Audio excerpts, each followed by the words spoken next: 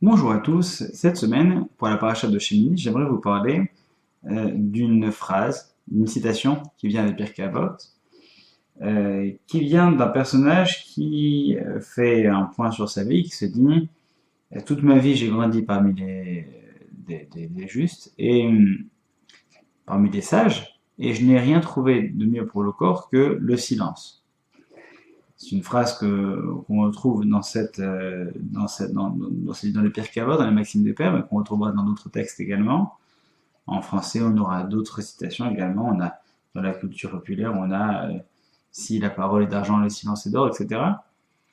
Et dans la paracha de Shemini, précisément, on a une grande leçon de la force de la parole, mais peut-être plus encore de la force du silence. Lorsque Aaron, le frère de Moïse, de Moshe Rabbeinu,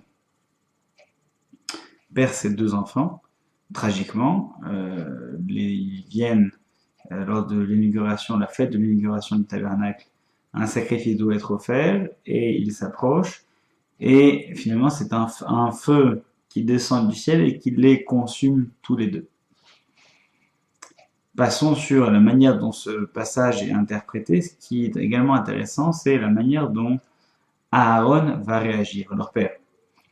Moshe Rabbeinu, son frère, donc, vient et lui dit, il le console, il lui dit voilà, maintenant je sais, j'ai toujours su que, c'est ce que nous dirons les commentaires, j'ai toujours su que euh, Dieu était honoré par ceux qui lui étaient proches. Je pensais que lorsqu'il disait ça, il parlait, il s'agissait de toi ou de moi, que nous serions élevés en holocauste entièrement euh, dirigés par Dieu. Alors, lorsqu'ils sont consumés par ce feu, un Midrash explique que ce n'est pas leur corps qui a été consumé, mais leur âme, c'est-à-dire leur âme qui a été ponctionnée.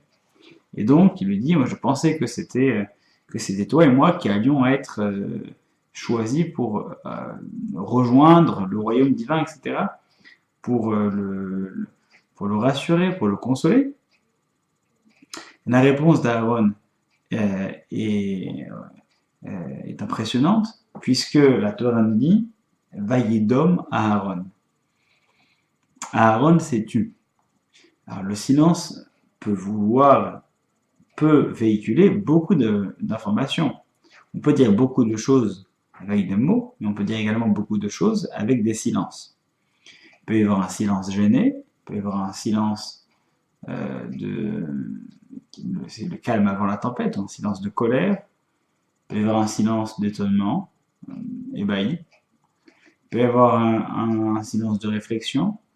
Donc quel est le silence que Aaron va proposer comme réponse? Ce silence peut-être est-il à mettre en relation avec la manière dont on nous demande de gérer, de réagir plutôt, euh, lors d'un décès. Lors d'un décès, c'est une longue discussion au niveau des bénédictions, à savoir de quelle bénédiction, qu'est-ce qu'on doit dire lorsqu'il y a un décès, lorsqu'il y a une mauvaise nouvelle. Alors on a ce célèbre texte dans le traité de Brachot qui dit que un homme doit être capable, toute personne doit être capable de bénir pour les mauvaises choses autant qu'il est capable de bénir pour les bonnes choses qui lui arrivent dans sa vie. Pour moi, c'est quand même plus facile d'être reconnaissant envers Dieu pour avoir gagné le loto que pour avoir eu sa voiture sur les Champs-Élysées pendant une manifestation gilet jaune et donc cramée au 3e degré. Donc, au final, lorsqu'arrive un décès, quelle bénédiction disons-nous? Dayan Haemet, celui qui est juge de la vérité. On ne demande pas d'être reconnaissant pour le mal, ce que nous considérons comme mal, dans la perspective, dans nos sentiments.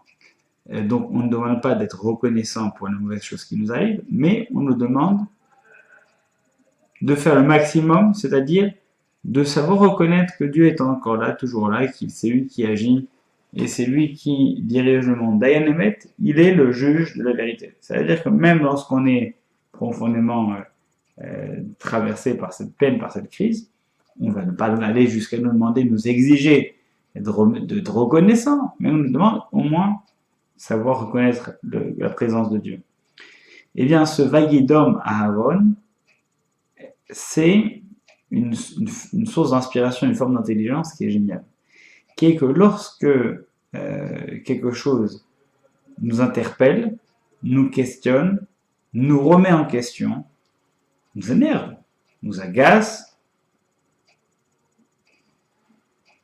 eh bien, avant de pouvoir et avant de réagir, lorsqu'on est profondément remis en question, lorsqu'on est profondément touché, la chose la plus importante, primordiale, c'est de se taire.